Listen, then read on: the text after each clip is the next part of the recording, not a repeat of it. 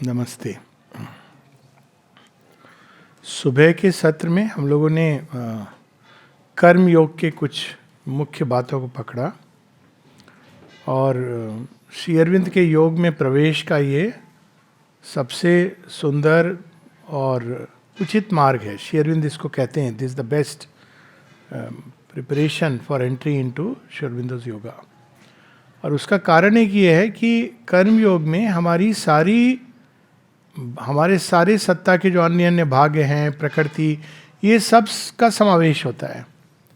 शुद्ध ज्ञान योग में विचार से आप काम चला सकते हैं, ट्रेडिशनल योगा ऑफ ज्ञान। श्री अरविंद थोड़ा उसको भिन्न बताते हैं।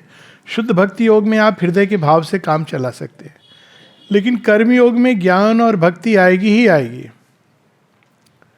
और साथ ही इसमें क्या आएगा, सारी ऊर्जाएं, संकल्प, इंस्ट्रूमेंटैलिटी, शरीर। तो एक प्रकार से कर्मयोग सबसे पावरफुल मीन्स है एंट्री का श्री अरविंद के योग में, और इसलिए इसकी इतनी महत्ता है। यहाँ तक कि जब श्री अरविंद से किसी ने पूछा कि मैं आश्रम आना चाहता हूँ माँ से मंत्र लेने के लिए, और श्री अरविंद कहते हैं कि माँ मंत्र नहीं देती, वे कार्य देती हैं। She give work, service. क्योंकि कर्म के माध्यम से हम, काम क्या है, मंत्र के माध्यम से, जिस भी माध्यम से हमें जुड़ना भगवान के साथ।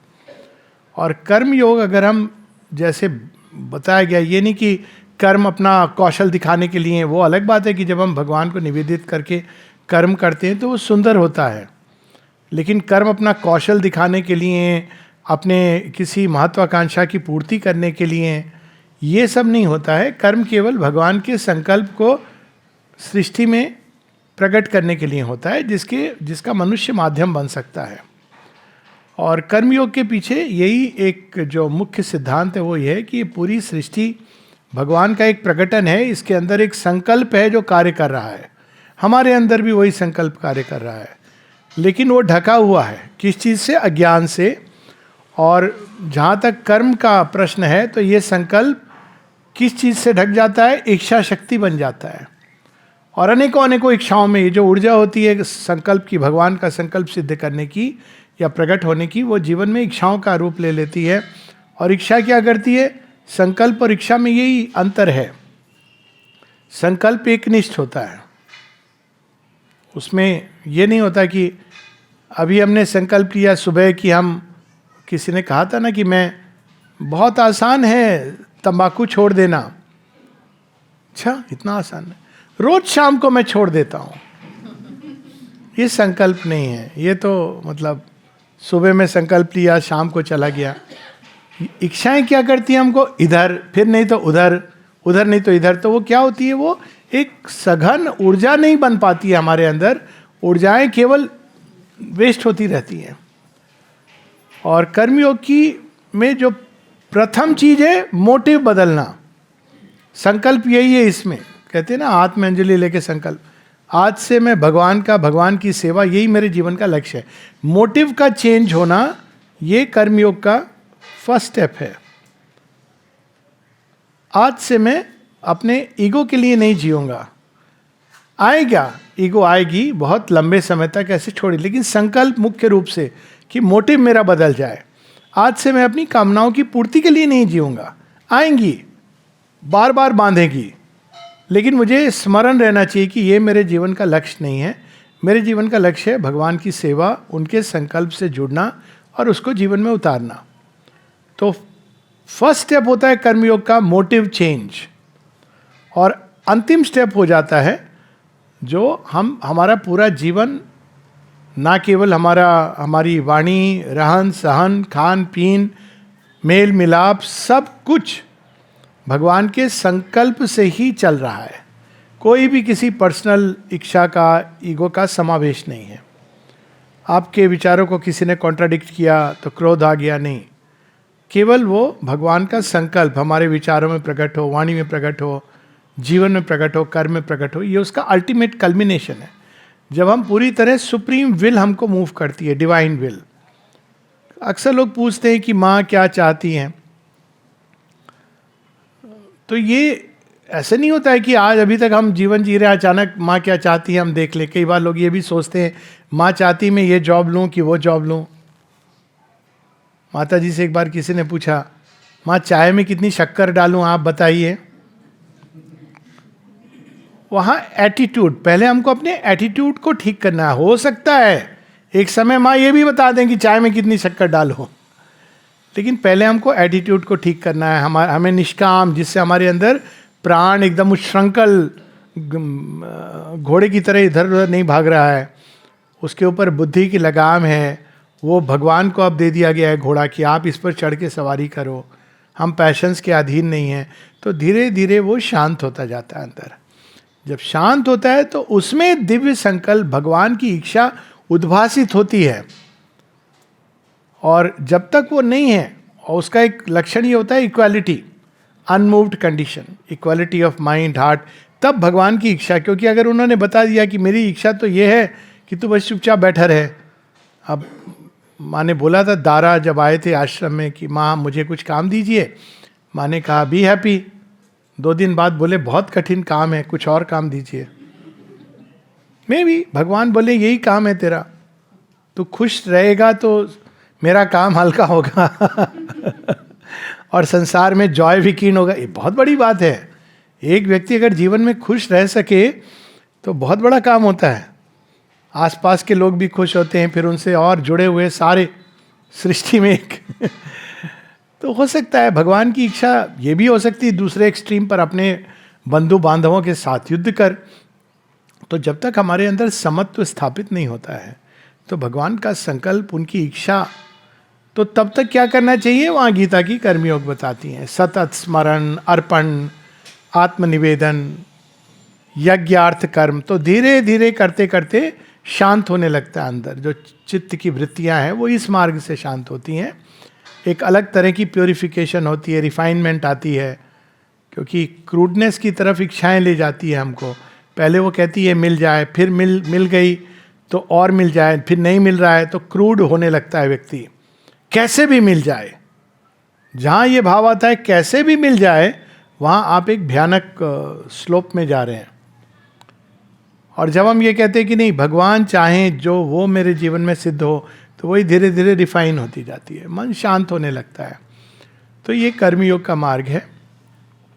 फिर आता है योगा ऑफ इंटेग्रल नॉलेज। अक्सर हम लोग पूछते हैं सेल्फ रियलाइजेशन, सेल्फ नॉलेज, पता नहीं क्या क्या नाम दे रखे हैं।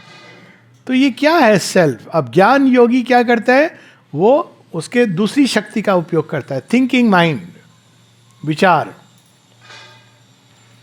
लेकिन यह एक कैच है। हम लोग सोचते हैं कि विचार सबसे ऊपर है, जनरली थिंकिंग माइंड। लेकिन आप देखिए विचार भी सारे हमारे संकल्प के मोटिव पावर से प्रभावित होते हैं। अगर आपका संकल्प इच्छाओं से भरा हुआ है तो विचार भी वैसे ही होंगे। तो वास्तव में संकल्प शक्ति ही इस पृथ्वी पर है जो सबसे उच्चतम शक्ति है। अगर वो ढीली है, कवर्ड है, तो आप कितने भी व्यक्ति इंटेलेक्चुअल हो, उसको आप बैठा दीजिए कि चल तो बैठ के ध्यान कर, नहीं होगा, क्योंकि उसका संकल्प कहीं और है, उसके अंदर ये चेंज नहीं आया है। जब ये चेंज होगा, वो कैसे चेंज होता है कि मैं जानना चाहता हूं कि जीवन के पीछे सत्य क्या है, क्या है भगवान, कौन है भी कि नहीं है। तब फिर नेक्स्ट लेवल आता है विचारों के माध्यम से। कुछ लोग विचार प्रधान होते हैं और उस तब ये एक सहायक होता है, क्योंकि एक दृष्टि से विचार इवोल्यूशन के पॉइंट ऑफ व्यू से लास्ट हैं जो प्रकट हुए हैं, इसलिए वो कुछ हद तक करीब हैं, ये उसका एडवांटेज है। लेकिन उसका डिसएडवांटेज क्या है? जब हम सोचते हैं कि विचार ही अल्टीमेट है, तब डिसएडवांटेज है। विचार उस वाहन की तरह जो हमको ले जा सकते हैं उस पर्वत चोटी के तलहटी पर, जहाँ वो ले जाके कह देते हैं कि वहाँ देखो, वहाँ पर भगवान का मंदिर है, वहाँ से आपको नंगे पांव जाना है। लेकिन ज्ञान योग विचार से ही प्रारंभ करता है और उसमें कई सारी विधियां हैं। उसी में मेडिटेशन आता है, कंसंट्रेशन आता है. जो कर्म के मार्ग से जा रहे हैं उनका मेडिटेशन यही है कि मेरे जीवन में बस माँ का संकल्प सिद्ध हो. That is their all embracing meditation. और जो ज्ञान के पथ से जा रहे हैं उनके लिए थॉट के माध्यम से मेडिटेशन. और वो दो प्रकार का होता है. एक हम अपने अंदर ढूंढ रहे हैं, तो अब उस कैसे ढूंढेंगे हम. अक्सर लोग कहते हैं कि अंदर कैसे जाएंगे, कैसे ढूंढेंगे. तो नाव है, नाव में बैठ के आदमी नाव को खे रहा है, नाव बढ़ नहीं रही है, पूछ रहा है कि क्यों नहीं हो रही है. नाविक दिखाता है कि सारे डोरे बंधे हुए हैं वहाँ नाव में, जो बाहर में खूटा है, नाव को पहले खोलोगे ना तो जाएगी. तो पहला स्टेप क्या होता है इसमें? डिटैचमेंट. बिना डिटैचमेंट किए ध्यान नहीं लगता है. ये ज्ञान योग का तरीका है. कर्म योग में डिटैचमेंट दूसरे ढंग से आता है, लेकिन वो आप सेवा करते करते आपको पता ही नहीं चलता है कि कब आप उनके हो गए, तो वो छूट जाती हैं चीज़ें. इसीलिए उसको सहज तरह से होता है. आपको क्या करना होता है?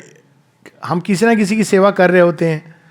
ऑफिस में किसी की सेवा कर रहे हैं, कभी हम माता पिता की सेवा कर रहे हैं, हस्बैंड वाइफ की सेवा, बच्चे की सेवा कर रहे हैं. सेवा ही करते रहते हैं.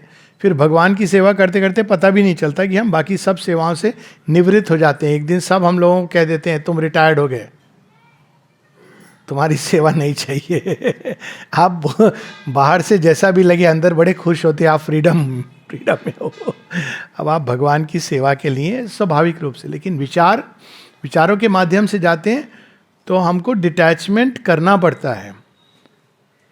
इसीलिए कहा उसमें एक तपस्या का एफर्ट जो होता है, क्योंकि अगर हम अटैच रहेंगे हजारों चीज़ों से, तो जब हम बैठेंगे ध्यान करने तो वही चीज़ें हमारे ध्यान में आएंगी. आंख मूंद लेने से तो ध्यान नहीं होगा. तो उस डिटैचमेंट की पहली स्टेप माता जी बताती हैं ज्ञान योग में भी, to become a witness, a student of oneself. Even स्वयं को देखना, मेरे अंदर जो चीज़ें निकल रही हैं वो कहाँ से निकल रही हैं. बाहर से तो मैंने उसको ये जस्टिफिकेशन दे दिया, लेकिन वास्तव में मेरे अंदर ईगो कहाँ आ रही है. ये खुद को ही पढ़ना, ये एक प्रोसेस है. कई इसकी प्रोसेसेस हैं. एक है संसार में वो चीज़ें जो हमको बहा के ले जाती हैं, एक स्टेप बैक करके देखना कितनी इंपॉर्टेंट है. एक बड़ी सुंदर लाइन है सावित्री में, all that denies must be torn out and slain and crush the many longings for whose sake we lose the one for whom our lives are made. तो हम देख सकते हैं बुद्धि क्या दिखाती है. बुद्धि एक मार्गदर्शक है कुछ हद तक. जब तक चैत्य सत्ता नहीं निकलती है, बुद्धि मार्गदर्शन करती है. कोई कर्म करने के पहले अगर हम एक क्षण को डिटैच होकर देखें तो हमारी बुद्धि दिखाएगी इसका परिणाम ये होने वाला है. और अगर तू उस परिणाम से बच भी गया, तूने इनकम टैक्स इवेजन कर दिया, ईडी का छापा नहीं पड़ा, कर दिया, तो भी तो अंदर कुंठा से और अपनी पीड़ित होगा. ये प्रकृति का वो हिस्सा है. जो भी चीज़ इल बिगॉटन होती है ना, जो आपकी नहीं है और आपने छीन झपट के लिए, अंदर में कोई चीज़ होती है जो आपको चैन से नहीं रहने देगी. वो इनबिल्ट है मैकेनिज्म सृष्टि के अंदर. तो डिटैचमेंट माने एक बड़ी सुंदर एक्सरसाइज दी, स्टेप बैक. जीवन की भंवर से थोड़ा पीछे हट के देखो कि कौन सी चीज है जो सच में विचार देने योग्य है. इसका एक दूसरा तरीका देखने का है कि ये सारी जो चीजें हैं अगर हम थोड़ा एनालाइज करें, इसमें विचार, विवेक, विमर्श इसका स्थान आता है. तो हम लोग अक्सर बोलते हैं ना मैं. ये मैं कौन है जिसको हम इतना इंपॉर्टेंस दे रहे हैं. तो ये तो बड़ा सिंपल है एनालाइज करना. कि अक्सर लोग पूछते हैं आप कौन हैं, तो एक आइडेंटिटी कार्ड निकल गया, मैं डॉक्टर हूँ, मैं फला हूँ, मैं इसका बेटा हूँ, उसका ये हूँ. ये तो आपकी बाहरी पहचान है. ये एडोलेसेंस में होता है ना, जब कोई ये नहीं चाहता है कहलवाना कि मैं अपने पेरेंट्स का बेटा हूँ. जो अच्छे बच्चे होते हैं और जो बिगड़े हुए बच्चे होते हैं वो हमेशा जीवन भर केवल मैं, मेरे पिता को जानते हो कौन है, मतलब वो ग्रो अप नहीं किया. मिला हूँ मैं एक बार ऐसे बच्चे, उसने कहा you don't know who my father is. I said grow up. तुम्हारे फादर कौन होंगे उससे मुझे क्या लेना देना है, तुम कौन हो भाई. तो वो कहते हैं ना ग्रो अप नहीं करते हैं कुछ लोग. तो जब आप स्टेप बैक करके अपनी पहचान ढूंढते हैं तो देखते हैं ये बॉडी तो मेरा कांस्टेंट चेंज हो रहा है. ये स्टोरी है इंद्र और विरोचन की. दोनों ब्रह्मा जी के पास गए, उन्होंने कहा हमको ज्ञान चाहिए. तो ब्रह्मा जी ने कहा ठीक है, देखो मेरी आंख में, सृष्टिकर्ता की आंख, क्रिएटर की आंख में क्या दिखता है. जो दिखता है वही तुम हो. दोनों चले आते हैं. दोनों को क्या दिखा, अपना छवि दिखी. तो विरोचन कहता है कि अच्छा ब्रह्मा जी ये कह रहे हैं कि तुम्हारा बॉडी जो है ना वही तुम हो. तो वहां से असुर साम्राज्य शुरू हुआ जो अमेरिका तक फैल गया. डिफरेंस क्या, यही तो है ना. पश्चिमी मानसिकता में the body is the self. तो सब कुछ बॉडी को सेंटर में रख के किया जाता है. सारे प्रसाधन जो कुछ भी है, कवर बहुत सुंदर होना चाहिए. तो वो देह आत्मबोध है. इंद्र ने कहा कि लेकिन ये तो बॉडी तो मेरा चेंज होता जा रहा है. मैंने तो ये सुना है कि सेल्फ जो है वो स्टेबल है, वो चेंज नहीं होता है. तो बॉडी कैसे हो सकता है सेल्फ. जाके पूछते हैं ब्रह्मा जी से कि आप बताइए. ठीक है, आपने ठीक ठीक नहीं बताया है, मिसगाइड किया है. कहते फिर से देखो. फिर देखते हैं, फिर चले आते हैं. तो वहाँ वो डिज़ायर सेल्फ को देखते हैं. मैं ये होता है ना, कभी हम डिज़ायर से जब आइडेंटिफाई कर लेते हैं बहुत ज़्यादा, तो हम क्या बोलते हैं, हम वो इच्छा हम बन जाते हैं. मानो वो इच्छा पर ही हमारा अस्तित्व टिका है. वो पूरी हुई तो हम जिएंगे, नहीं पूरी हुई तो अस्तित्वहीन. पीपल डू थिंग्स, एक डिज़ायर पूरी नहीं. तो वे भी अनस्टेबल है. अभी है, सुबह इसकी इच्छा है, शाम को बदल गई है. तो फिर इंद्र गए, बोले ये आप ठीक ठीक बताइए. फिर उन्होंने कहा ध्यान से देखो. अब ने कहा इमोशंस, हाँ प्रेम तो है ना आखिर, लेकिन कौन सा प्रेम, यह सत्य ही प्रेम. तो इंद्र ने देखा ये भी समस्या है. सुबह तो मैं बहुत अच्छा फील करता हूँ और मैसेजेस में हार्ट भेज देता हूँ, शाम को तो मन करता है कि एक स्माइली भी नहीं भेजूँ. ये कौन सा स्टेबल सेल्फ है. तो चले आते कहते नहीं, you tell me correctly, don't misguide me. करते करते ऐसा कहा जाता है कि 108 टाइम्स ही गोज. इसी कहानी को अलग अलग ढंग से हमारे उपनिषद में भी कहा गया है कि सेल्फ, तो वारुणी उन अपने पिता उनसे पूछते हैं कि मुझे बताइए कि सत्य क्या है. तो पिता कहते हैं कि तुम अपने सोच के तुम बताओ, रिफ्लेक्ट. तो वो रिफ्लेक्ट कहता है मुझे तो लगता है अन्नम ब्रह्मेति, ये जो मटेरियल यूनिवर्स है ये रियलिटी है. पिता कहते हैं ओके, थोड़ा और सोचो. अब वो सोचते हैं कि बात तो सही है, ये मटेरियल जो यूनिवर्स है ये कहाँ से आया. तो वो कहते हैं ओ एक ऊर्जा है, एनर्जी बोलते हैं ना बहुत लोग. वो एनर्जी ये मैटर बनी है और ये मैटर से वापस एनर्जी में जा सकती है. यही होता है ना, कभी लॉस्ट नहीं होता है, फिजिक्स भी बताती है. तो आके कहते हैं कि पिता मैंने जान लिया. क्या जाना, प्राणम ब्रह्मेति. कहते हैं गुड, नेक्स्ट स्टेप. तो अभी पहुंच गया मिडिल स्कूल, और सोच. अब वो कहते हैं लेकिन ये एनर्जी को, ये मैटर बनने के लिए डायरेक्ट कौन करता है, कहाँ से आता है. तो फिर वो कहते हैं विचार, मन ही है हमारा जो ऊर्जाओं के पीछे भी खड़ा है और वही चीज़ों को डायरेक्ट कर रहा है. कहते ऑल राइट, अभी तूने हायर सेकेंडरी कर ली, थोड़ा और सोच, और 1 साल मेडिटेट करते हैं. फिर आते हैं, बोलते विज्ञानम ब्रह्मेति. ये मन तो इसको अनेकों अनेकों दिशाओं में, व्हाट इज दैट पावर जो डायरेक्ट कर रही है. विज्ञानम ब्रह्मेति, कॉज, अल्टीमेट कॉज. तो पिता कहते हैं okay, I will give you marks, तेरी हो गई एमए, लेकिन पीएचडी का एक क्वेश्चन और है अभी. अब तो सोच क्या, फिर और कर. अभी बहुत आगे पहुंच गया अपने विचारों में.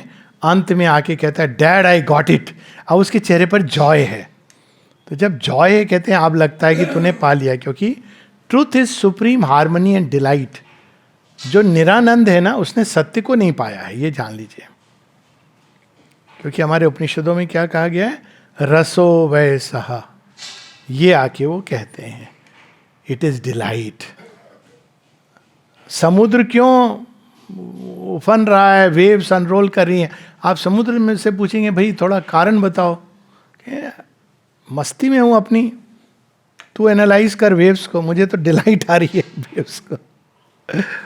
ये नहीं कि ये इसको कहा गया है कॉजलेस, वो इम्पल्शन है उस फोर्स का। इस तरह से सृष्टि प्रकट हुई है, वो एक नर्तन है, हम लोग देखते नहीं, इसीलिए हाईएस्ट लेवल पर इसको प्ले कहा गया। अब वो डिलाइट से जब हम आइडेंटिफाई नहीं होते हैं, इस तरफ जब खड़े होते हैं डिजायर, तो प्ले कैसा होता है? रेड कार्ड, येलो कार्ड, कैसे भी जीतना है, कुछ भी करना है, हमको रिवार्ड मिलेगा, ट्रॉफी मिलेगी, सक्सेस होगा, फेलियर होगा, टांग टूटेगी, यही चलता रहता है पूरे जीवन, है ना। और जब हम प्ले से आइडेंटिफाई करते हैं तो कहते हैं अरे मज़ा आ गया, हारे या जीते, फुटबॉल खेलने मज़ा आ गया, हाँ मोहल्ला क्रिकेट, अरे क्या मज़ा आया, सब अपने को सचिन तेंदुलकर समझ रहे हैं सब। आपने खेल एक जॉय के लिए खेला, ये देखा भी होगा, जब अब सभी खेलते होंगे एक समय, मैं भी, तो वह जब आप खेलते हैं ना, जब आपको कोई कंपटीशन नहीं, कुछ नहीं, आपका बेस्ट गेम होता है, you are enjoying that game, every shot is a wonder. जैसी आ गया कंपटीशन, अब देखिए शुरू हो जाता है नर्वसनेस, हार जीत। ओरिजिनल फाइल में भगवान के ये नहीं है, सक्सेस फेल्योर ये वायरस है। वो तो खिलाड़ी हैं, खेल रहे हैं, इधर भी खेल रहे हैं हमारे साथ, उधर भी खेल रहे हैं, कभी उधर वाले भगवान जीत जाते हैं, कभी इधर, इतना ही डिफरेंस है। He is playing with himself. ये जब वो आनंदम ब्रह्मेति, तब ये होता है कि यस इट्स ए डिलाइट जो अनफोल्ड कर रही है। लेकिन जब हम इच्छाओं में फंसे हैं तो नहीं समझ आता है। क्यों? क्योंकि हमको एक विचारधारा आ गई ये बताने को कि खेल का मतलब है सक्सेस, सक्सेस मतलब रिवार्ड। अब देखिए यहां आप जा रहे हैं उसी तरफ जिधर कर्मयोग ले जा रहा है, लेकिन दूसरे मार्ग से। श्री अरविंद की एक पोयम है बाजी प्रभु, वीर रस से भरी हुई। तो उनको 50 मराठा, 10,000 अपोजिट साइड में पठान, राजपूत और मुगल। अब सोचिए क्या हालत होगी, ये लड़ते हैं, ये सच्ची कहानी है। 10 थे या 20 थे, 1000, 50। तो एक टाइम आता है जब इनके पास बस 20 लोग बचे हैं, और बाजी प्रभु कहते हैं तानाजी देख के आओ शिवाजी आ रहे हैं कि नहीं आ रहे हैं, क्योंकि वो वेट, उनको होल्ड करना है जब तक शिवाजी नहीं आ जाते, सुबह से शाम तक। तो वो जानते हैं कि ये तो अब एकदम हाराखीरी पर है, सुसाइडल मिशन।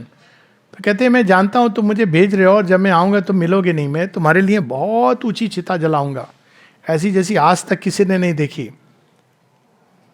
तो बाजी कहते हैं तुम चिता, मैं कोई 5 फीट 6 इंच का शरीर हूँ, चिता जलाओगे? Don't be joking, come on, be real. मेरी चिता नहीं जला सकोगे तुम, ये शरीर थोड़ी है ये बाजी प्रभु, ये तो भवानी है। और मैं तुमको एक प्रॉमिस करता हूँ, जैसे तुमने प्रॉमिस किया कि मैं तो पहले जाऊँगा सीट बुकिंग करके रखूँगा, जब तुम आओगे तो दोनों मिलके हम बातें करेंगे कैसे मुगल साम्राज्य की हड्डी तोड़ी थी। तो अब ये क्या है? दिस इज ज्ञान। क्या है ज्ञान? जब प्रारंभ करते हैं श्री कृष्ण गीता में यही कहते हैं ना, न जायते न म्रियते वा कदाचिन, ये ज्ञान है। अब वो ज्ञान का अर्थ क्या हुआ कि ये जो चीजें जो चेंज हो रही हैं कॉन्स्टेंटली सुबह से शाम, ज्ञान क्या पकड़ता है? उसके पीछे के स्टेबल बेसिस को पकड़ता है। वह जो अक्षर है, वह जो अक्षय है, अक्षितम, अच्युतम, ये शब्द हम लोग यूज करते हैं श्री कृष्ण के लिए। श्री कृष्ण ने इन 2 शब्दों से पूरा रियलाइज कर लिया था। जब घोर ऋषि ने उनको ये 2 शब्द बोले, अच्युतम, अक्षितम, ही रियलाइज्ड, अच्छा वो जिसका क्षय नहीं होता, जिसका विनाश नहीं होता, जो गिरता नहीं, अच्युतम, तो उसको खोजता है। ईशावास्यमिदम सर्वम यत् किंच जगत्याम जगत। तो जो ज्ञान योग है वो उस भूमि को ढूंढ रहा है, उसको ढूंढ रहा है जिसका कभी क्षय नहीं होता। अब इसमें ट्रेडिशनल योग ऑफ नॉलेज ढूंढते ढूंढते ट्रांसेंडेंट जिसको कहा गया, व्यक्ति के परे विश्व चेतना के परे उस भूमि पे पहुंच गए जिसका कभी विनाश नहीं होता, कभी उसका क्षय, ट्रांसेंडेंट है, परात्पर, एब्सोल्यूट, ब्रह्मन, परब्रह्मन, उसके आगे भी गए, बीइंग, नॉन बीइंग इत्यादि इत्यादि। तो फिर उन्होंने क्या किया, डिक्लेयर किया कि ये संसार नित निरंतर गतिशील संसार, ये सच नहीं है, सच तो वो है। ये दुनिया नहीं, वो दुनिया मेरे बाबुल का घर, ये दुनिया ससुराल। Is a very bad song. हाँ, ससुराल को तो उन्होंने धिकार ही दिया। छोड़ के जाओ हमेशा। ससुराल को बाबुल के घर जैसा बनाओ। असल तो मैरिज का मतलब यही होता है, हर चतुर स्त्री जान लेती कैसे करना है। बात मानते मानते हस्बैंड की बाद में उसको अपने घर के जैसा बना देती है। उसकी विक्ट्री इसी में है, दैट्स हर विक्ट्री। हस्बैंड को पता भी नहीं चलता कि वास्तव में वो अपने पिता को रिक्रिएट कर रही है, उसको पता नहीं चल रहा, वो तो बड़ा खुश हो रहा है, सेवा हो रही है, सब हो रही है। ये एक बड़ी सुंदर टेक्नोलॉजी, ये साइकोलॉजी थी इसमें, जो हम भूल गए। वो सेवा करते करते हस्बैंड पूरा बन जाता है, उसी का हो जाता है। अब वो धीरे धीरे घर बदल रही है, ये बदल रही है, अंत में उसने अपना जो वहाँ का पिता का कंफर्ट जोन है यहाँ बना लिया। वही भोजन, वही सब कुछ यहाँ शुरू हो गया है और उसको पता भी नहीं चला। तो भाई वो दुनिया बाबुल का घर, ये दुनिया ससुराल, इसको बना दीजिए ना बाबुल के घर जैसा। यही तो ट्रांसफॉर्मेशन है, योग ऑफ ट्रांसफॉर्मेशन। लेकिन जो शुद्ध ज्ञान योगी होते हैं कहते नहीं हम चले जाएंगे अपने बाबुल के घर, ऐसे थोड़ी होता है। लेकिन वो शुद्ध, उनको जाने दीजिए, कुछ ऐसे भी लोग हैं शुद्ध ज्ञान योग, चले गए वहाँ पे, परात्पर भूमि, निहिल, निर्वाण।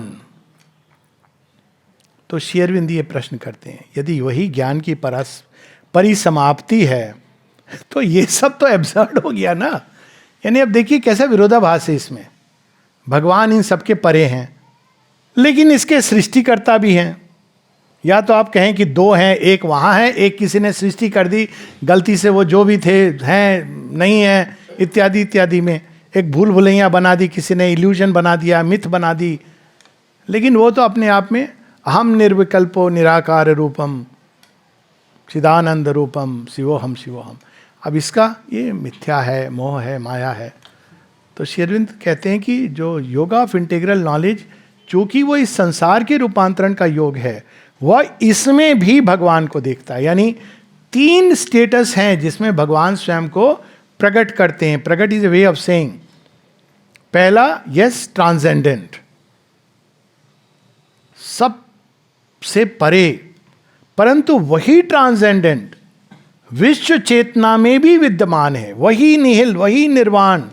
और इसका एक सिंपल हम लोग एक उदाहरण ले सकते हैं।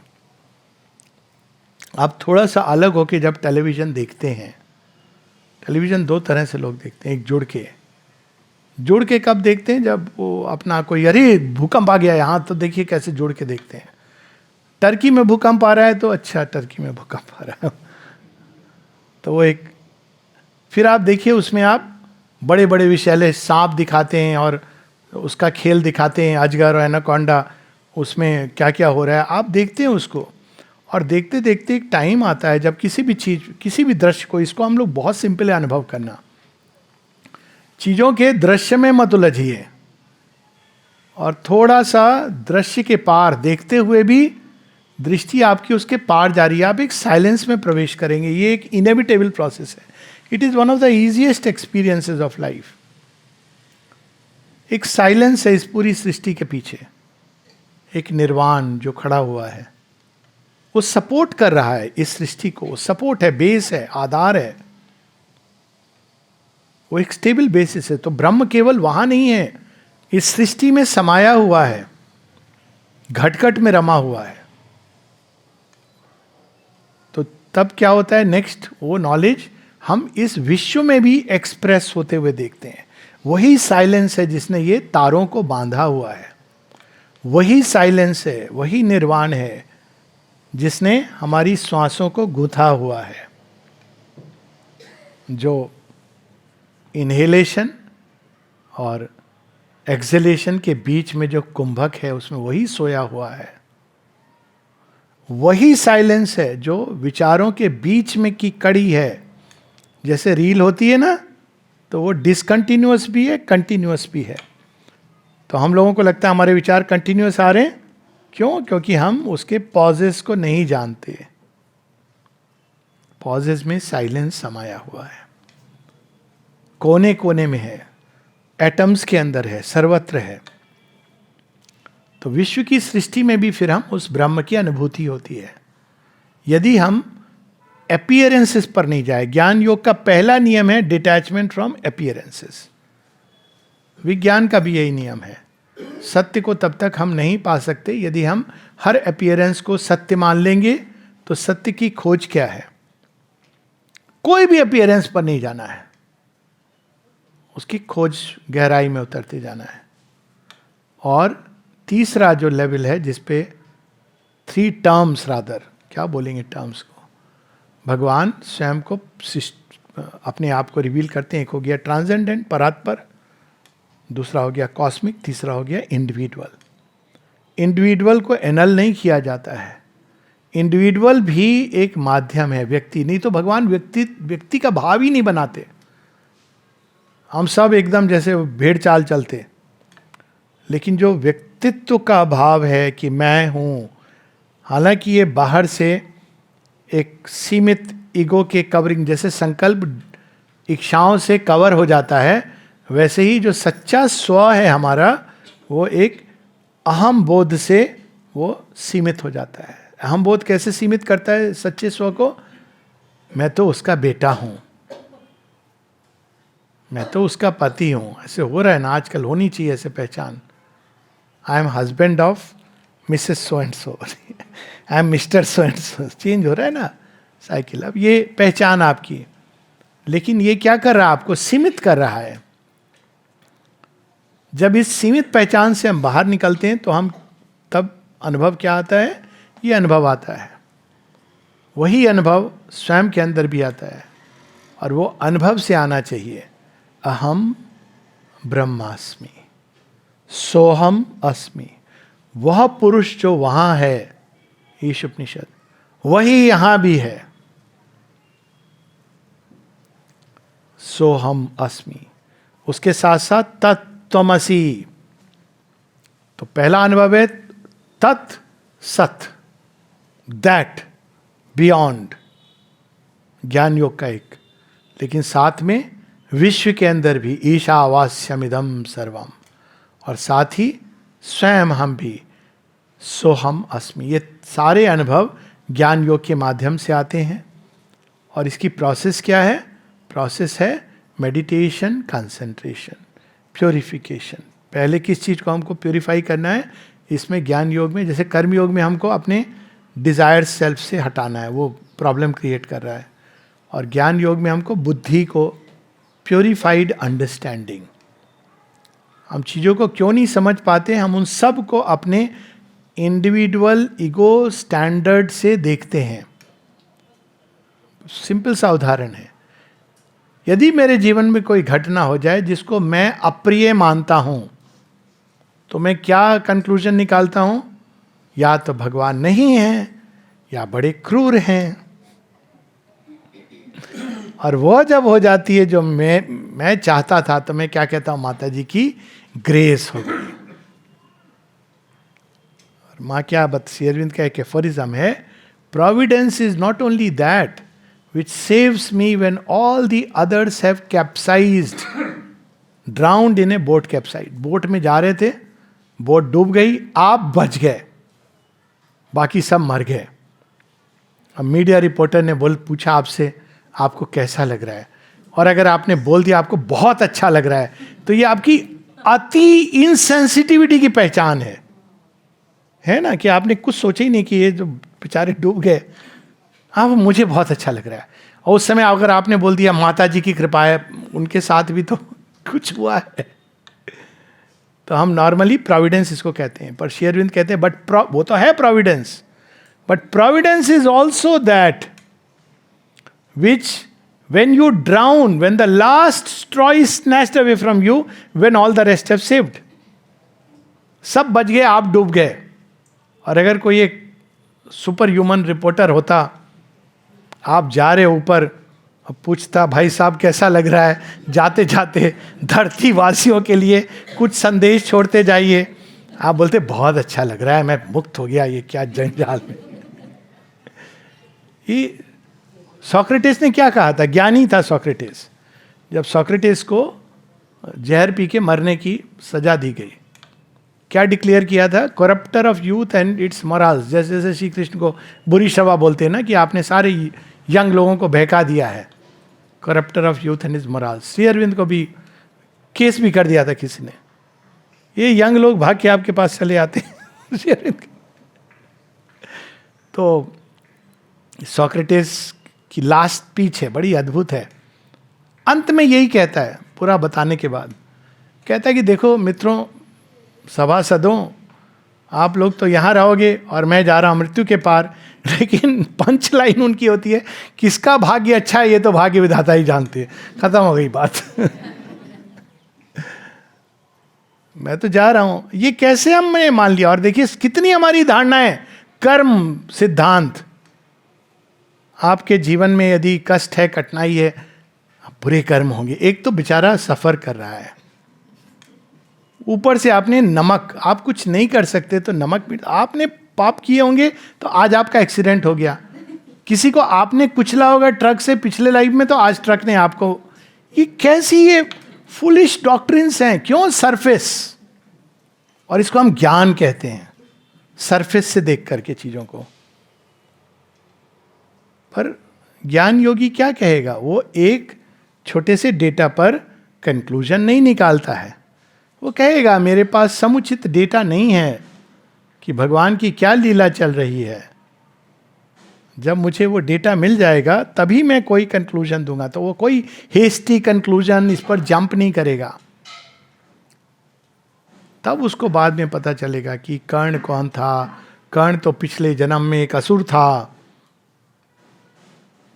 सहस्र कवच नाम का, इत्यादि इत्यादि। और पूरा वो हिस्ट्री ज्योग्राफी। अर्जुन के साथ श्री कृष्ण इतने फेवरेटिज्म क्यों करते थे? नर नारायण युगों युगों का युद्ध लड़ा है। तो सारा डेटा ज्ञान की दृष्टि से नहीं छिपा होता है। तो वो किसी बाहरी घटना पर preferences, ideas, opinions, view points, जब तक हमारा मन सिस्टम्स, फिलॉसफीज इसमें बंधा हुआ है तब तक वो शुद्ध ज्ञान को नहीं पकड़ सकता। क्योंकि शुद्ध ज्ञान किसी भी सीमित मानसिक धारणा में नहीं बंधा है। वो इन सब में उतरता है, लेकिन ये उनको सीमित कर देती हैं और वही समस्या हो जाती है। जब हम सीमित कर देते हैं तो वो फिर ज्ञान नहीं बचा, उसको कहते हैं पेट्रीफाइड नॉलेज। भगवान नित्य नूतन रूप से स्वयं को प्रकट करते। तो ज्ञान के लिए ये सब अपीयरेंसेस के पीछे किसी आइडिया, आइडियोलॉजी, आइडियल, इन सब के परे देखना होता है। और देखिए तब एक अलग संसार सामने आता है। हिटलर को लोग समझ रहे थे बड़ा अच्छा है, ब्रिटिशर्स के अगेंस्ट है। श्री अरविंद कहते हैं असुर है। ब्रिटिशर्स तो हैं, जो भी हैं, जैसे भी हैं, ये अगर आ गया तो ये तो भारतवर्ष 10,000 वर्ष पीछे चला जाएगा।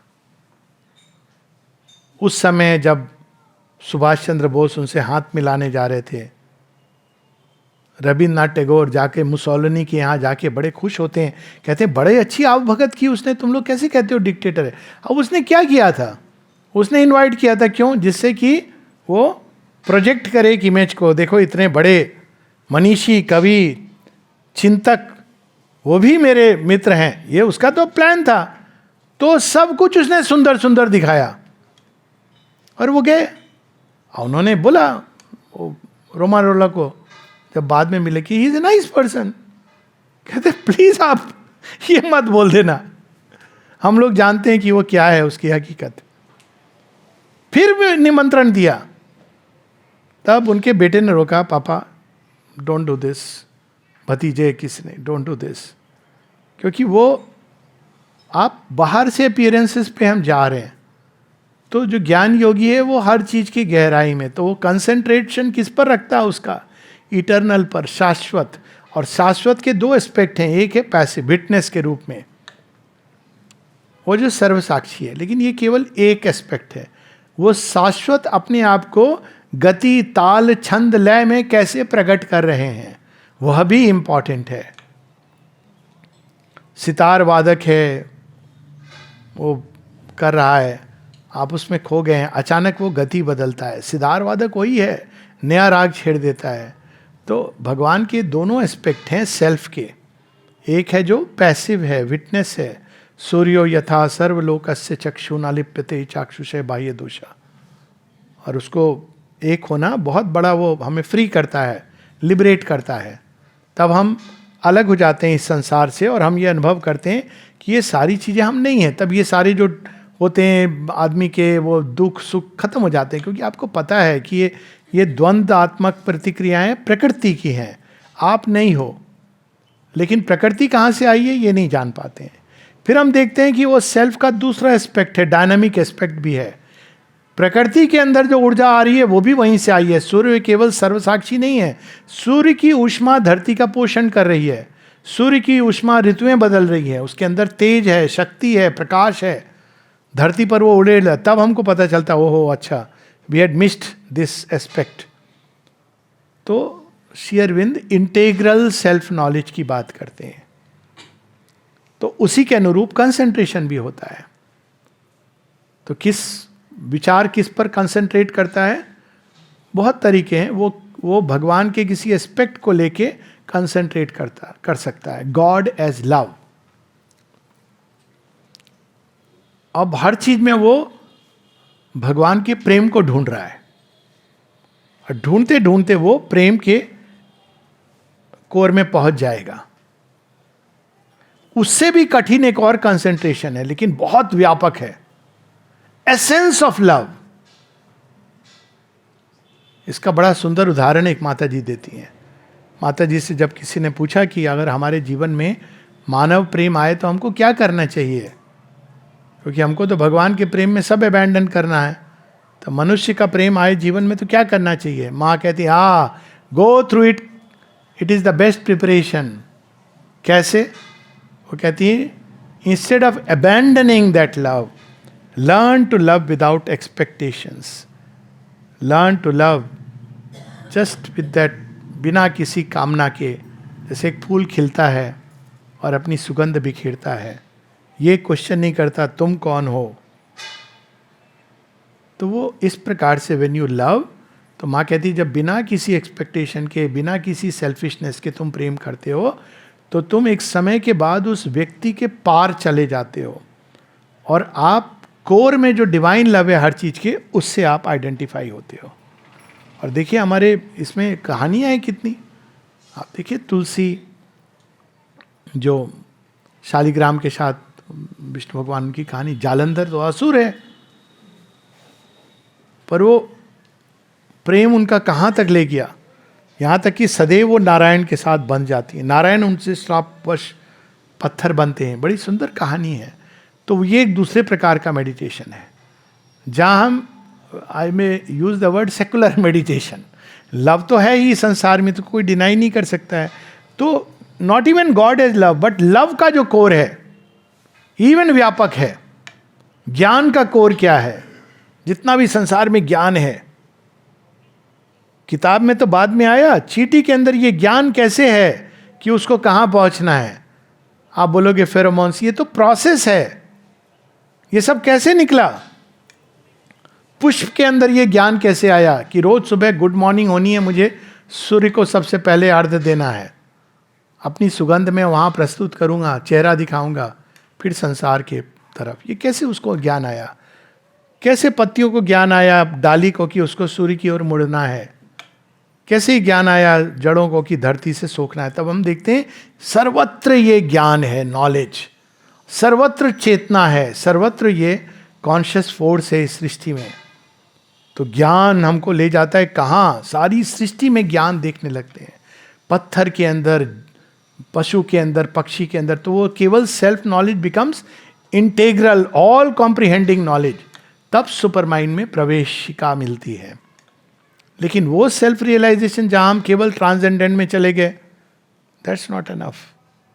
तो ये श्री अरविंद ये कंसंट्रेशन ऐसा होना चाहिए हमारा, फिर हम एक आइडिया को लेके कंसंट्रेट कर सकते हैं।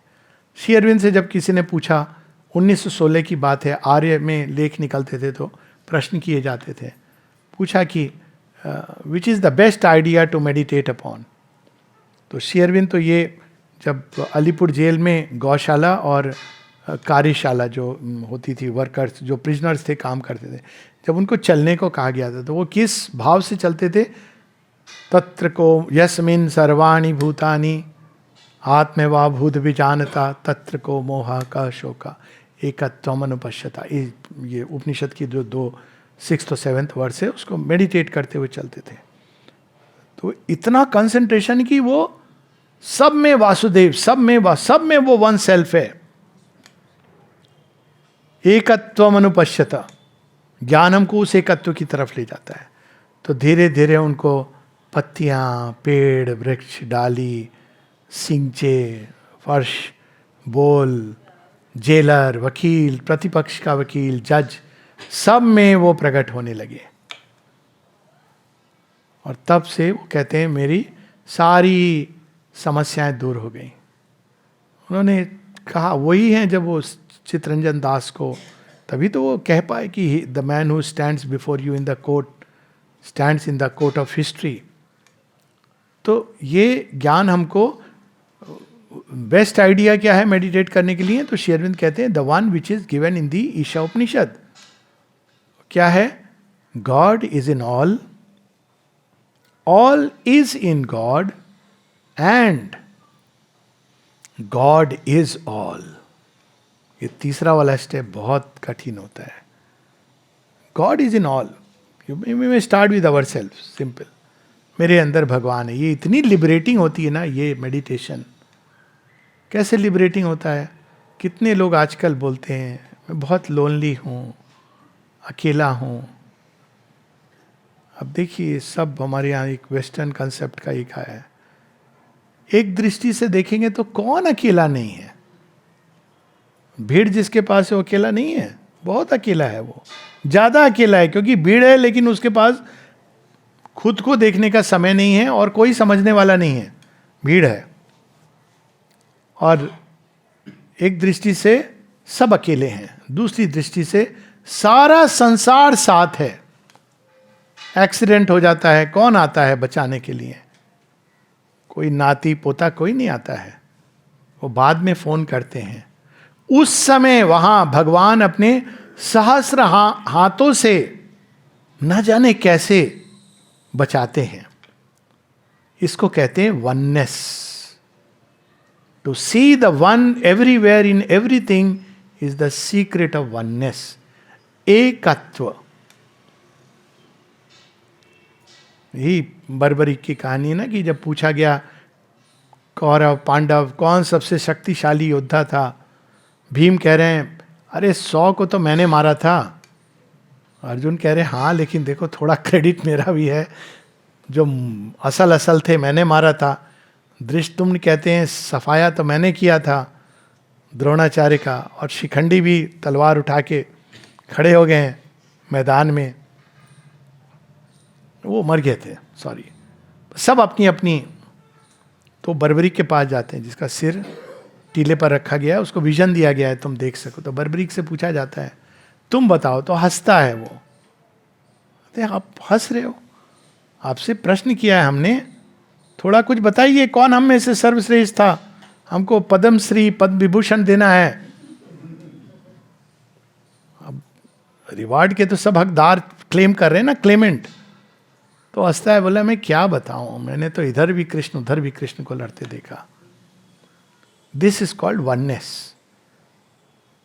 जब आप देखते हैं कि वो स्वयं से खेल रहा है, स्वयं को प्रकट कर रहा है नाना प्रकार से। उन्होंने ही दुर्योधन बनाया, उन्होंने ही दुर्योधन को वापस अपने अंदर ले लिया। रावण कौन है? राम का ही विष्णु रूप में उनका पार्षद है। और जब वो मृत्यु को प्राप्त होता है कहाँ जाता है? वापस वहां जाता है। जब इस दृष्टि से हम देखते हैं तो इसको कहा गया है oneness. Oneness is not khichdi. Oneness तो उसको मिस अगेन वही ईश्वर अल्लाह तेरो नाम, सबको सम्मति दे भगवान। Oneness is not that. Oneness is सारी सृष्टि के अंदर उस एक के ही खेल को देखना, अलग अलग तरह से अभिव्यक्त कर रहा है। इसीलिए वननेस क्या सिखाती है हमको? आप फूल को उठा के भगवान को प्राप्त कर सकते हो, आप पत्थर को लेके भगवान को प्राप्त कर सकते हो, आप अपने अंदर जाके भगवान के प्राप्त कर सकते हो, आप सृष्टि के अंदर भगवान का खेला देखते हुए भगवान को प्राप्त कर सकते, कोई भी मीन्स। तो ये उस एक पर कंसंट्रेट करना, लेकिन सर्वव्यापी एक पर। यानी ट्रेडिशनल नॉलेज में हम लोग उस एक पर कंसंट्रेट करते हैं जो इस अनेक के परे है, और इसको ईश उपनिषद कहती है, इट इज ए डार्कनेस अंधम तम प्रविशंति या विद्याम उपासते, कि जो केवल उस एक पर कंसंट्रेट करते हैं, इस बहुल को छोड़ के वो एक अंधकार में चले जाते हैं। जो बहुल में रहते हैं वो भी अंधकार में है। तो फिर रास्ता क्या है? उस एक पर कंसंट्रेट, और सारी सृष्टि में उसी एक का प्रकटन। इसको कट करके नहीं, एक ही है जिसमें अनेक हैं, उस एक से ही अनेक पोषित हो रहे हैं, और वो उनको विलय भी कर रहा है अपने आप में। छिन्न मस्ता का जो 10 महाविद्या में जो रूप है, अद्भुत रूप है।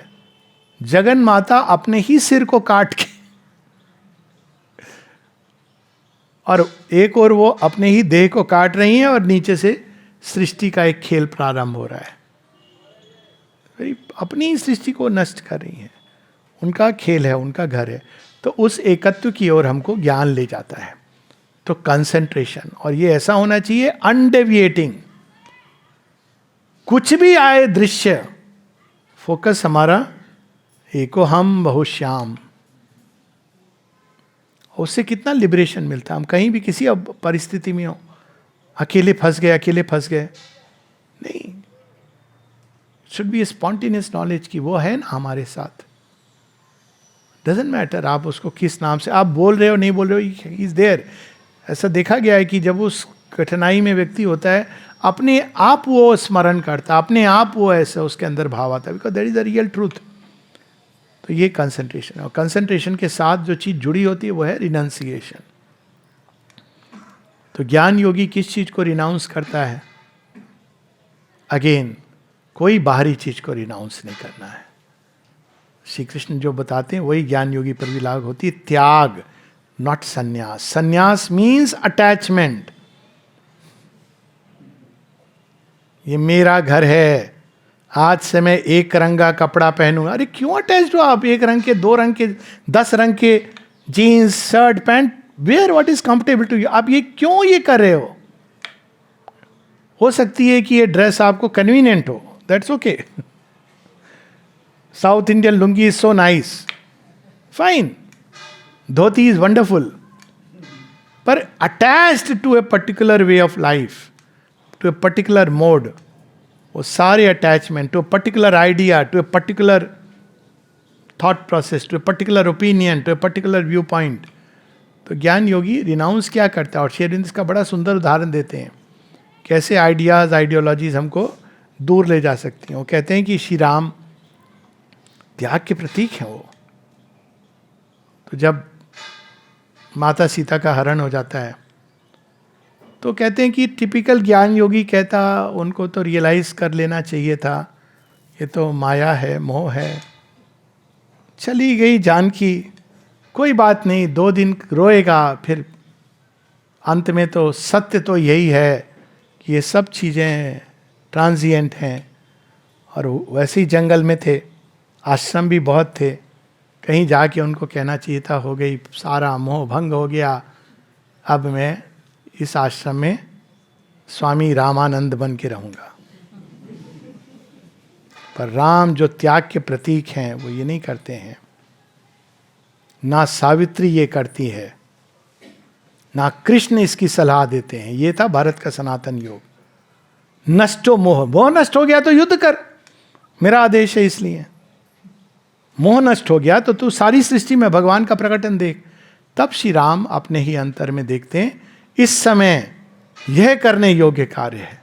यदि मैं जानकी को लाने नहीं गया तो बात ये नहीं कि मुझे क्या कहा जाएगा, वो तो एक पार्ट है, परंतु मैं एक बिल्कुल गलत मापदंड स्थापित करूंगा इस धरती पर, जो आने वाली जनरेशन्स के लिए मैं धर्म विमुख होकर कार्य कर रहा हूं। श्री राम से लोग प्रेरणा लेंगे, देखा अरे वाइफ चली गई तो क्या प्रॉब्लम है, बी ए फ्री पर्सन, संन्यास ले लो जब तक यू डोंट फाइंड अनदर। ऐसे होते हैं ना, संन्यास में यही होता है, आप कहीं ना बहुत आप आसक्त हो, इसलिए आपको ये करने की जरूरत पड़ रही है। बट राम क्या करते हैं, राम एक नया कीर्तिमान धरती के अंदर, वो उस एक के प्रकटन में एक नई चीज जोड़ते हैं। वो केवल माता सीता को बचा लो मेरी वाइफ है इसलिए नहीं कहते, ये अग्नि परीक्षा का एक बैकग्राउंड है ये, वो भी बड़ी अद्भुत बात है, वो जो डायलॉग होता है दोनों के बीच में। एनीवेज वो रामायण की कहानी कभी और। परंतु वो क्या करते हैं, वो एक नया, हमें वह करना चाहिए जो करना उचित है, चाहे उसके लिए राजधर्म का जो अल्टीमेट कीर्तिमान है वो श्री राम स्थापित करते हैं। ठीक है, वो चीज़ें मिसिंग हैं, लेकिन उस समय के लिए राजधर्म बहुत आवश्यक था, क्योंकि नहीं तो लोग सब अपनी मर्जी, माइट इज राइट, जो मेरी मर्जी मैं वो करूँगा। तो वहाँ उन्होंने एक नया मापदंड स्थापित किया। इम्पॉसिबल कंडीशंस में वो चले जाते हैं और अंत में रावण से जीत के आते हैं। तो ये जो चीज़ें हैं, श्री अरविंद कहते हैं कि रिनंसिएशन को हम लोग जैसे समझने लगे हैं कि ज्ञान के लिए हमको बाहर से चीज़ों को छोड़ना है, श्री अरविंद हमको वापस श्री कृष्ण की टीचिंग की तरफ ले जाते हैं, त्याग एंड नॉट संन्यास। संन्यास वही लेता है जो बहुत आसक्त है, क्योंकि बिना संन्यास के उसको लगता है वो छुटकारा नहीं पा सकता, किंतु योगी संन्यास नहीं लेता है। श्री कृष्ण कहते हैं ना कि उससे भी श्रेष्ठ कौन है, जो योगी है। योगी युक्त रहता है, संसार में रहता है, द्वारकाधीश भी बनता है, किसी का पति भी बनता है, किसी का प्रेमी भी है, किसी का पिता है, सब कुछ है, परंतु वो जीवन मुक्त है। तो कंसंट्रेशन मेडिटेशन के साथ में रिनंसिएशन, साथ साथ प्योरीफाइड अंडरस्टैंडिंग, बुद्धि को शांत करना। एक तीसरा तरीका कि हम इसमें ना जाके केवल सभी विचारों को, क्योंकि विचारों को अंत में जाकर धीरे धीरे जैसे ऊपर उठते जाते हैं, हवा के मॉलिक्यूल्स कम होते जाते हैं, इसलिए वो कहते हैं ना ब्रीथ करना आपको डिफिकल्ट होता जाता है। तो वैसे ही एक भूमि ऐसी जहाँ विचार अपने आप शांत हो जाते हैं। तो ये एक और तरीका है। एक है जब आप विटनेस बन जाते हो, साक्षी। एक है जहाँ एक विचार को पकड़ के परस्यू करते हो उसके एंड तक, ये एक मेडिटेशन का दूसरा प्रोसेस है। एक है जहाँ हम सभी विचारों को रिजेक्ट करते हैं, तो उससे क्या होता है, हर चीज के पीछे साइलेंस है, वो प्रकट होने लगता है। ये सबसे कठिन है। श्री अरविंद ने इसको किया था 3 दिन में, पर वो कहते हैं कि इट इज़ वेरी डिफिकल्ट, दो उसके रिजल्ट बहुत पावरफुल होते हैं। बट श्री अरविंद इसको सबके लिए रिकमेंड नहीं करते हैं, ऑल थॉट्स। लेकिन ट्रेडिशनल ज्ञान योगी उस थॉटलेस स्टेट में रुक जाता है। लेकिन श्री अरविंद के मार्ग पे जो चल रहे हैं, जब वो साइलेंस आता है, it must be filled with the divine light. Now उस एक भूमि क्रिएट की गई है, क्योंकि अगर आप उसको डिवाइन लाइट से नहीं फिल करेंगे तो आपका चेतना का एक हिस्सा तो उस साइलेंस में चला जाएगा, नीरवता में, लेकिन प्रकृति फिर भरती जाएगी उन्हीं मूवमेंट से। ऐसे योगियों की भी अवस्था होती है, परमहंस जो जड़वत हो जाते हैं, पिशाचवत हो जाते हैं। ये जरासंध की स्टोरी है ना, जब जरासंध को बार बार भीम करते हैं तो जुड़ जाता है, उनको समझ नहीं आ रहा है चक्कर क्या है। ये है वो स्टोरी। आपने अलग तो कर दिया, अमृत हो गया, लेकिन वो जो खाली पार्ट है, आपने डिजायर फेंक दी, थॉट हटा दिए, पर वो खाली पार्ट फिर उन्हीं चीजों से भर जाता है। इसीलिए जो लोग प्रयास करते हैं साइलेंस का, वैक्यूम क्रिएट करने का, वैक्यूम में क्या आएगा, वही सारी चीजें वापस आएंगी। तो वो क्या करते हैं, बीच में वो संकेत देते हैं कि शिव जी का एक वो मट्टी से आप बना दो, शिवलिंग बना दो। जब वो बनाते हैं तो जरासंध का शरीर नहीं क्रॉस कर पाता है। तो उस साइलेंस को भरना होता है। इसलिए श्री अरविंद कहते हैं कि जो एक ट्रेडिशनल ज्ञान योगी है, उस साइलेंस में प्रवेश करता है निर्वाण के, और उसको वो अल्टीमेट मान लेता है। वो जो निराकार निर्विकार अवस्था है, निर्गुणो गुणी। लेकिन उसके परे जब हम जाते हैं तब हम देखते हैं कि वहाँ पुरुषोत्तम साक्षात विद्यमान है, सच्चिदानंद ब्रह्म है। और ये साइलेंस तो केवल ये एक जोन था जिसको क्रॉस करके उनका दर्शन होता है और वो सारी सृष्टि में स्वयं को प्रकट करते हैं। तो मेडिटेशन, कंसंट्रेशन और उसके बाद विजन, दृष्टि, ऐसा ध्यान होना चाहिए कि वो भगवान प्रकट करने लगे अपने आप को, दृष्टि की सीमा में आए। कोई जरूरी नहीं कि हम सब जगह वैसे देखें, क्योंकि हमारे कंसेप्शन से ना हम उस तरह, पर देखना वो अपने आप एक स्पष्ट वो अनुभूति गम्य हो जाता है कि भगवान ही है मुझसे ऐसे बोल रहे हैं, भगवान ने ये मेरे लिए संकेत दिया, ये प्रकट होने लगते हैं, अनुभूति। और फिर लास्ट में रियलाइजेशन। रियलाइजेशन क्या है? श्री अरविंद इसको डिफाइन करते हैं। Realisation is to make real what is still a thought. भगवान सब में है, ये एक विचार है। उसके लिए हम लोग एक इमेजिनेशन भी कर सकते हैं, कोई प्रॉब्लम नहीं है। प्रारंभ ऐसे ही होगा। भगवान ने उनको आपने एक छवि दे दी, एक इमेज दे दी, कोई भी आप इमेज चुन सकते हैं जो रिप्रेजेंट करती है उसको, कोई आइडिया ले सकते हैं। लेकिन वो एक आइडिया है, मेडिटेट कर रहे हैं, हमको पता नहीं है कि वो क्या है। कभी कोई मेंटल फॉर्मेशन प्रॉब्लम क्रिएट करेंगे, लेकिन एक समय आएगा जब वो चीज जो अभी इमेजिनेशन, थॉट, आइडिया की भूमि पर चक्कर लगा रही है, अचानक वो प्रकट होने लगेगी। Then it becomes real to us. उसको कहते हैं रियलाइजेशन। रियल मतलब अब वो एस्टैब्लिश्ड हो गई है, अब बियॉन्ड डाउट है। तब क्या होता है? आपकी अपनी सत्ता पर डाउट हो सकता है, मैं हूं कि नहीं हूं। क्यों? ज्ञान योग बताएगा। क्या बताता है? आप हो भी और नहीं भी हो। अगर अणुओं के संगठन से बने हो तो अणु क्या है? Nothingness with electrical charges. तो आपको element, first step of kindergarten of ज्ञान योग बता देता है। Ego identity is nothing. ये प्रारंभिक ज्ञान योग की सीढ़ी पर पता चल जाता है कि ये मैं हूँ, मिस्टर सो एंड सो, ये है ही नहीं। ये तो एक फॉर्मेशन है, मेरी ये सीमित personality, I am not this, ये तो पता चल जाता है। तो ज्ञान योग में नेति नेति नेति करते हुए जाता है व्यक्ति। अंत में क्या पाता है? इति इति इति इति। यह भी वो भी, यह भी वो भी, सब में घट घट एक समाया। तो ये है ज्ञान योग की एक विशाल भूमि। वहाँ से भी हम पुरुषोत्तम तक पहुँचते हैं, जगन माता तक पहुँचते हैं। लेकिन ट्रेडिशनल योग में हम वो बीच की जो भूमि है, निर्वाणिक साइलेंस, वहाँ रुक जाते हैं। श्री अरविंद के योग में वहाँ रुकते नहीं हैं। श्री अरविंद के योग में साइलेंस के परे जो वर्ड है, स्पंदन है, उसको लेके भूमि पर यहाँ प्रकट करते हैं। जो सत्य है, जो शक्ति है, जो आनंद है, उस रिद्म को यहाँ पर उतारते हैं। तो that is the difference between traditional ज्ञान योग एंड श्री अरविंद का।